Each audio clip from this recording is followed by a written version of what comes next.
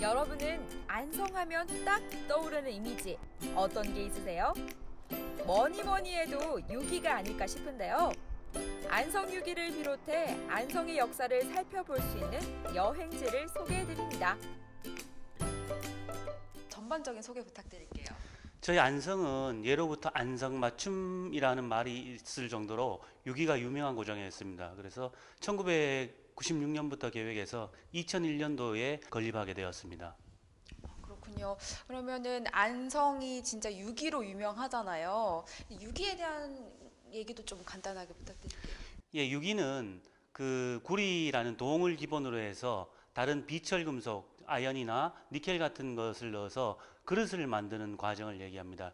예를 들어서 우리 지금 잘 알고 계시는 유기라는 식기도 있을 수 있지만 식기 이외에 뭐 트로피라든가 또 악기 같은 여러 가지 재료 그릇을 만들 수가 있습니다. 그렇군요. 그럼 박물관에서 볼 수 있는 것들은 어떤 것들이 있을까요? 저희 박물관은 기본적으로 유기 그릇을 중심으로 하지만 또 악기라든가 제기 또 무구류 같은 다양한 유기를 볼 수가 있습니다. 네, 그러면 지금 어디로 이동하면 될까요? 예, 유기 전시실로 먼저 가시죠. 알겠습니다. 이동해 보겠습니다. 역시 먼저 안성 유기부터 살펴보기로 했는데요.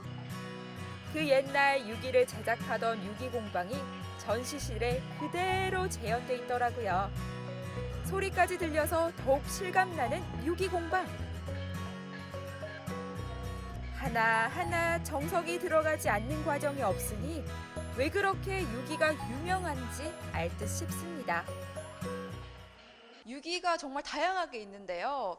근데 안성하면 유기잖아요. 유기가 왜 그렇게 유명한지 궁금해요. 안성에서 유기를 판매하는 방식이 두 가지 방식이 있습니다. 하나는 시장에 내다 팔기 위해서 만드는 방식을 장내기 유기입니다. 장에 내다 판다고 장내기 유기라고 하고요. 하나는 사대부나 또 이제 부잣집에서 맞춤 유기라고 해요. 그래서 주문 생산하는 방식을 맞춤 유기라고 하는데 사실 안성에서는 고급품인 안성 맞춤 유기를 주문 제작을 하면은 사람 마음에 꼭 들게 만든다라고 해서 안성 맞춤이란 이름이 나오게 됐습니다. 그 정도로 예, 안성에서는 유기가 유명한데 언제부터 만들었는가를 좀 찾아봤더니만 서기 997년에 장명사란 절터에서 안성의 유기장인 지미지라는 사람의 유기장 이름이 나왔습니다. 따라서 서기 997년 이전에는 아마도 유기를 만들었을 걸로 추정을 합니다만 처음에 언제 만들었는지는 사실 알 수가 없습니다. 그래서 그 이후로도 조선시대에 보면은 안성에서 유기 장인들을 징발에다가 국가 행사에 필요한 유기를 조달한다든가 또 안성에서 주문을 해서 국가 행사에서 필요한 유기를 조달한다든가 이런 게 의궤에 보면은 사상하게 기록되어 있을 정도로 안성 유기는 뭐 조선시대의 가장 우리나라 대표적인 유기로 밝혀져 있습니다. 그렇군요. 안성 맞춤이 유기에서 유래됐다는 거 처음 알았습니다. 양반가의 유기를 도맡아 만들었다는 안성의 유기 공방들. 제각 기법이 정교하기로 유명한 안성 유기는 뛰어난 합금 기술로 견고하고 광채가 우수한 것이 특징이라고 하는데요.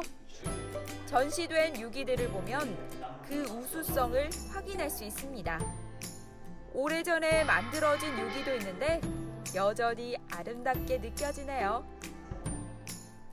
그렇다면 유기가 안성에만 있는 것이 아니라 다른 지역에서도 유기를 만든다고 알고 있는데요. 안성에서 만드는 것과 타 지역의 차이점이 있다면요? 예, 우리나라 사람들은 워낙 유기를 좋아하기 때문에 많은 가정에서 다들 유기를 갖고 있었기 때문에 전국적으로 만드는 데가 사실은 되게 많았습니다. 그 중에서 가장 유명한 지역이 안성이라는 얘기지, 뭐 안성 위에도 많이 만드는데, 예를 들면, 북한에 있는 평안부터 납청 지역은 주로 방자 유기를 많이 만들어 가서 방자 유기 장인이 지금도 납청에서 내려오신 분이 하고 있고요. 또 전남 순천에는 반방자 유기라고 방자 유기와 주물 유기의 중간 형태인 반방자 유기를 만드는 데가 유명했습니다. 또 이리 같은 경우에는 악기로 유명하고 지역에 따라서 특징이 조금씩 있습니다. 그럼 그러면 안성만의 특징은 무엇이 있을까요? 안성은 워낙에 방자유기와 주물유기를 둘 다 만드는 지역이 있는데 안성유기는 옛 기록에 보면은 만들고 난 다음에 맨 마지막에 그 마무리를 한층 잘해서 마음이 흡족하게 든다고 해서 안성유기가 유명하게 되었다는 그런 기록이 있습니다. 아, 그렇군요. 여기는 어떤 것들이 있나요? 좀 설명해 주시겠어요? 예, 지금 보시다시피 저쪽에 있는 것이 방자유기, 여기가 주물유기, 안성에서 만드는 주물유기고요. 여기 그 중간 형태인 방자와 주물유기의 중간 형태인 반방자유기, 이렇게 제작 기법별로 소개해 놓은 코너입니다. 다양하게 지금 만들어져 있다는 것을 볼 수 있네요. 유기하면 그릇이 생각나는데요. 전시관을 보면 유기에 대해 재인식하게 됩니다. 촛대와 향로, 담뱃대 등 생활용품부터 탁, 사슴 등의 장식품에서 화폐까지 다양한 제품들이 유기로 제작되었음을 알 수 있는데요. 유기의 재발견이자 유기의 아름다움을 깨달을 수 있는 전시실입니다. 그러면 유기를 제작하는 과정도 정말 많을 것 같은데 어떻게 되나요? 우선 지금 저희들이 알고 있는 안성유기는 주로 주물 제작 방식이거든요. 네. 주물 제작은 동과 그 주석이라는 합금도 중요하지만 합금을 만들기 위해서 틀을 만들어야 됩니다. 틀을 만드는 재료가 중요한데 지금 여기 보시다시피 작은 그 모래, 그 바닷가에 앙금이라고 하는 아주 고운 모래가 필요합니다. 고운 모래로 틀을 만들어야지 틀을 벗겼을 때 표면이 매끄럽기 때문에 많이 갈지 않아도 되거든요. 그래서 안성에서는 안성에서 가장 가까운 바닷가인 또 김포나 아니면 당진 쪽 바다에 가서 하구가 만나는 지점에 있는 아주 고운 그 흙을 채취에다가 이런 개토로 사용을 합니다. 이 채취한 개토를 또 채로 쳐서 아주 고운 흙을 만든 다음에 여기 보시면 그 다음에 샘물을 합금을 합니다. 샘물을 합금을 해가지고 녹여서 동과 주석을 녹여가지고 합금을 한 다음에 부을 준비를 하고요.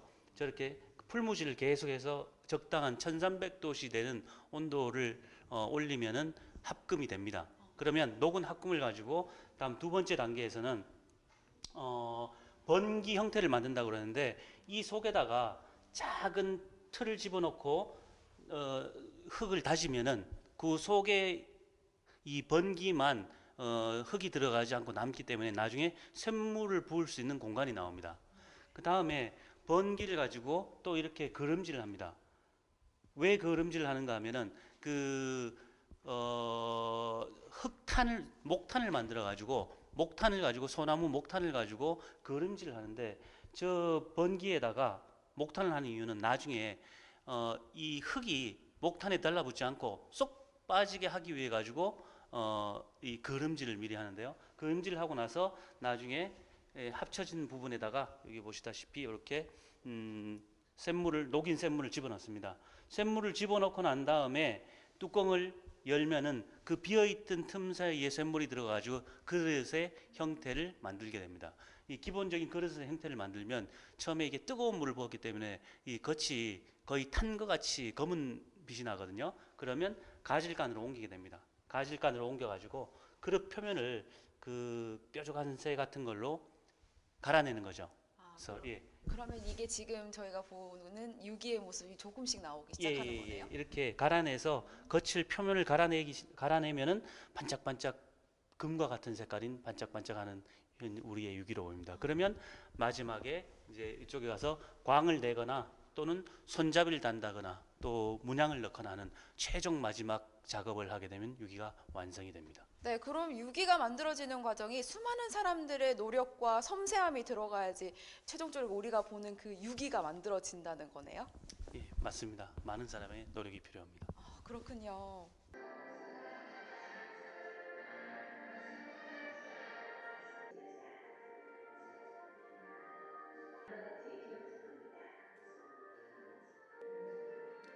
하나만 가져다 두어도 왠지 품격이 상승할 것 같고 덩달아 입꼬리도 승천할 것 같은 유기 작품들.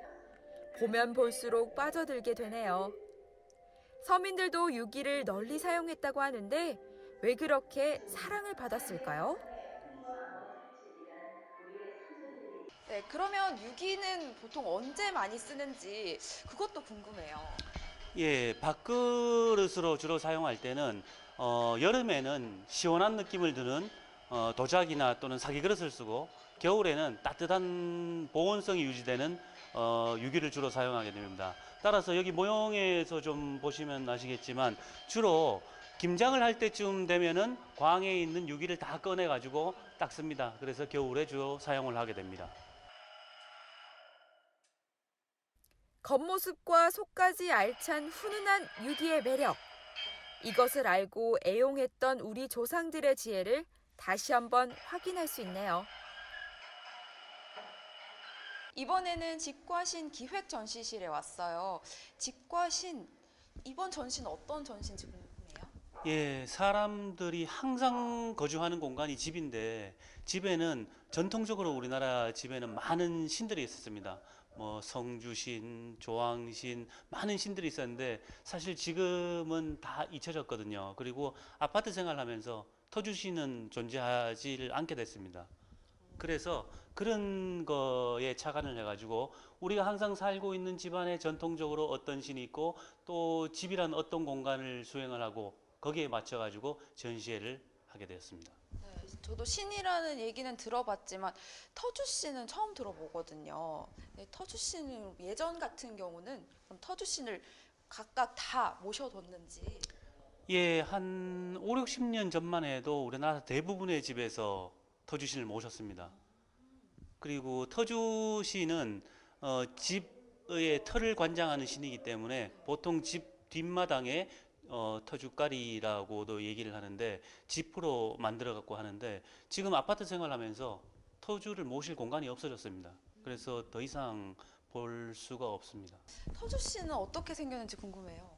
터주신은 지프로 주절이라고 하는 꽃갈 모양의 삼각형 모양을 만드는데 여기 한번 보시면 있습니다. 아, 이것이 터주신이군요. 네, 그리고 이 집 주저리 속에는 단지 항아리에다가 보통 쌀이나 벼를 채워 넣습니다. 그래서 우리 집이 쌀이 점점 불어나고 재산이 불어나라는 의미에서 항아리에다 쌀을 채워 넣거나 또 벼를 채워 넣습니다. 아, 그런 깊은 뜻이 있었다는 것을 처음 알았습니다.